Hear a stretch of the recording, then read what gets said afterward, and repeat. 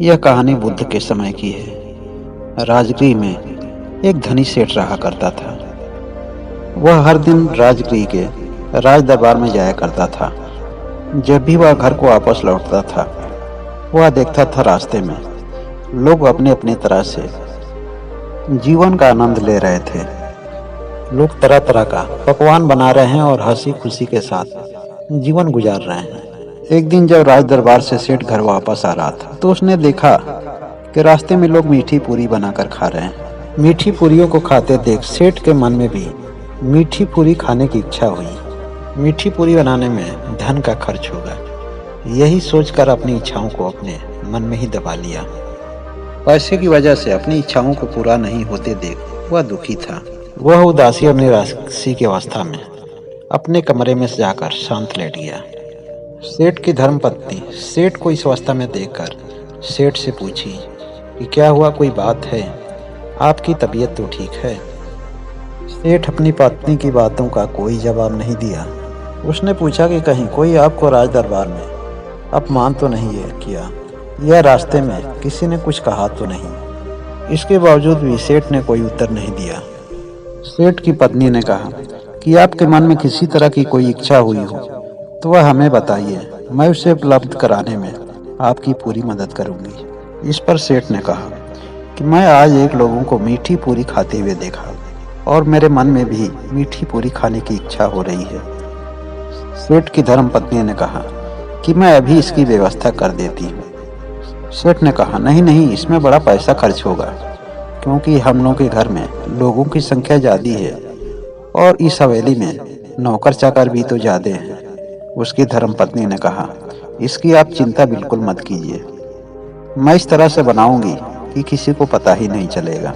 सेठ की धर्मपत्नी ने कही कि मैं कमरा बंद करके उसमें मीठी पूरी बना लूंगी। सेठ ने कहा कि इस घर में इतने लोग हैं, इतने नौकर चाकर हैं, किसी न किसी को इस बात की भनक तो मिल ही जाएगी। और सेठ ने मीठी पूरी बनाने से मना कर दिया।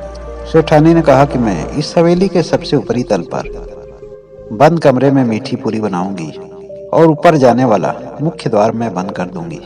यह सुनकर सेठ राजी हो गया, फिर भी उसके मन में शंका थी।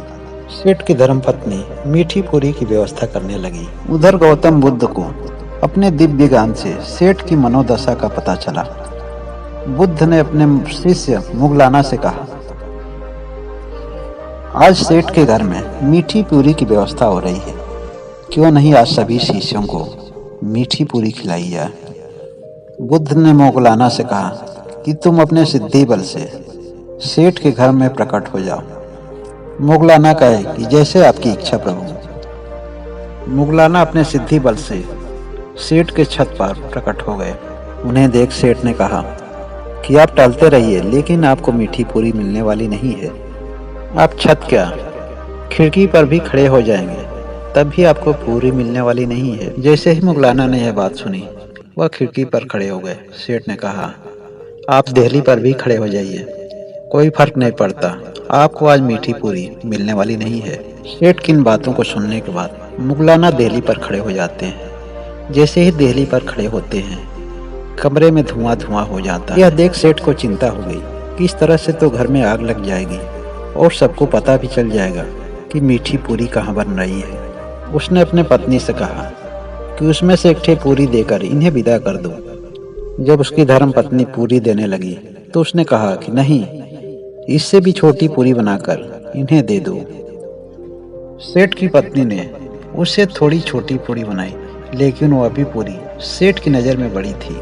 सेठ के कहने पर उसने और दूसरी पूरी बनाई, लेकिन वह भी पूरी बड़ी लग रही थी। सेठ के हिसाब से सभी पूरियां बड़ी लग रही थी और इस तरह से उसने ढेर सारी पूरी बनाई। सेठ ने कहा कि इसी में से कोई पूरी उठाकर इन्हें दे दो। जब उसकी धर्मपत्नी ने पूरी उठाना शुरू की तो देखी कि सभी पूरियां आपस में सटी हुई हैं। सेठ की पत्नी ने सभी पूरियों को अलग करने का प्रयास की, लेकिन पूरी अलग नहीं हो पाई। फिर सेठ ने भी उन पूरियों को अलग करने का प्रयास किया, फिर भी पूरी अलग नहीं हो पाई। तब सेठ निराश होकर कहा कि मुझे कोई भूख नहीं है, इन्हें सभी पूरियां दे दो। तब सेठ की पत्नी पूरी की सभी डलियां लेकर मुगलाना के पास जाती है। फिर मुगलाना ने उन्हें धर्म और कर्म का ज्ञान उपदेश दिया है। तब सेठ को ज्ञान हुआ कि आज मेरे सहारे भगवान भूखे हैं और मुझे केवल अपनी पड़ी है।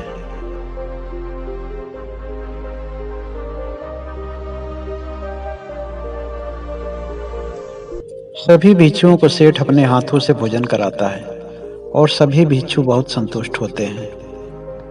सभी लोगों को भोजन करने के बाद बुद्ध बताते हैं कि मुगलाना से सेठ की पहली मुलाकात नहीं है। आप इसे पूर्व जन्म में बनारस के एक सेठ व्यापारी के घर में जन्म लिए थे जिसका नाम इलियास था। इलियास बहुत ही भोगी विलासी प्रवृत्ति का आदमी था, लेकिन धन खर्च होने की वजह से अपनी सभी इच्छाओं को दबा लेता था।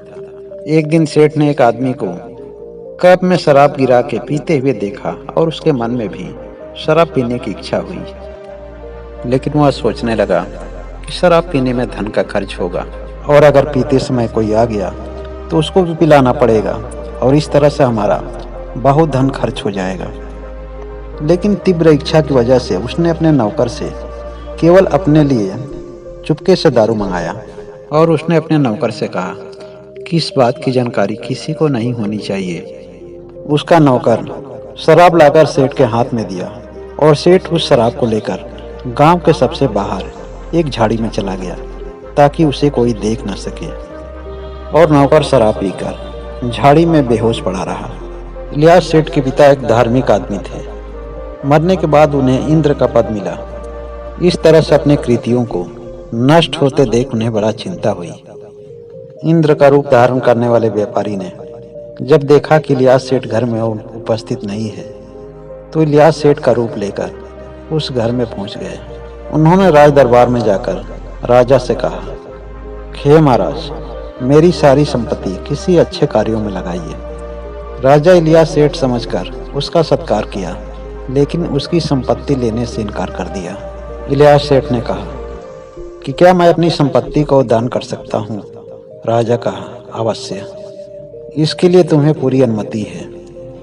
इसके बाद वह इलियास के घर जाते हैं और इस इलियास की पत्नी से इसके लिए राय लेते हैं। इलियास की पत्नी अपने पति को धार्मिक होते हुए देख उसे बड़ा खुशी होती है।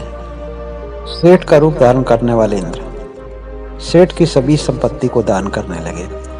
सभी लोग अपने अपने हिसाब से और अपनी जरूरतों के हिसाब से धन ले जाने लगे। एक आदमी सेठ का रथ गाड़ी ही लेकर उस पे ढेर सारा संपत्ति लेकर राजमार्ग से जा रहा था।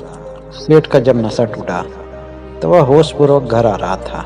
बीच में उसने देखा कि उसी के रथ पे बहुत सारी संपत्ति लेकर कोई जा रहा है। उसने रथ रोककर बोला कि मेरी इजाजत के बिना तुमने रथ को कैसे छुआ? उस आदमी ने कहा कि इसे मेरे सेठ ने दान में दिया है और तुम कौन होते हो इसे रोकने के लिए? यह सुनकर उसको आश्चर्य हुआ। उसे यह बात समझ में नहीं आई और वो अपने घर गया। उसने अपने घर में अपने ही जैसा दूसरा आदमी देखकर बड़ा आश्चर्य हुआ। उसने देखा उसकी सारी संपत्ति लुटाई जा रही। तब वह राज दरबार में गया। उसने राजा से कहा कि मेरे ही घर में मेरी शक्ल का कोई दूसरा आदमी मेरी पूरी संपत्ति लुटा रहा है। इस बात का फैसला करने के लिए दोनों ही इलियास सेठ को राज दरबार में हाजिर किया गया। यह बात जानने के लिए सभी नगरवासी पहुंचे कि असली सेठ कौन है। जो पहला इलियास सेठ था उसने कहा कि हे महाराज, मैं ही असली इलियास सेठ हूँ।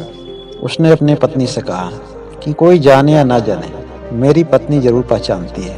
उसकी पत्नी कही, नहीं, आप मेरे इलियास सेठ नहीं हो। इलियास सेठ एक धार्मिक आदमी है।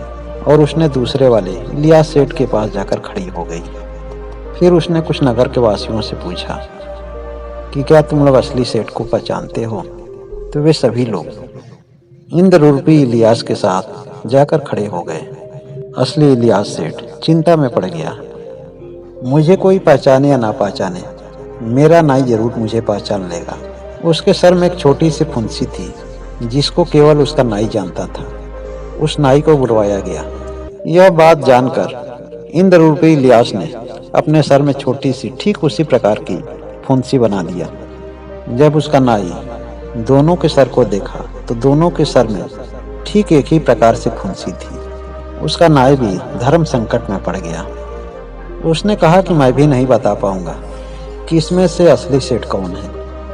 अपने पुत्र को चिंतित देखकर इंद्र अपने वास्तविक रूप में प्रकट हुए। अपने पिता के वास्तविक रूप को देखकर उन्हें प्रणाम किया और अपनी सभी गलतियों के लिए माफी मांगी। इस तरह से बुद्ध उसके पूर्व जन्म की कथा सुनाकर उसके कर्मों का बोध कराया।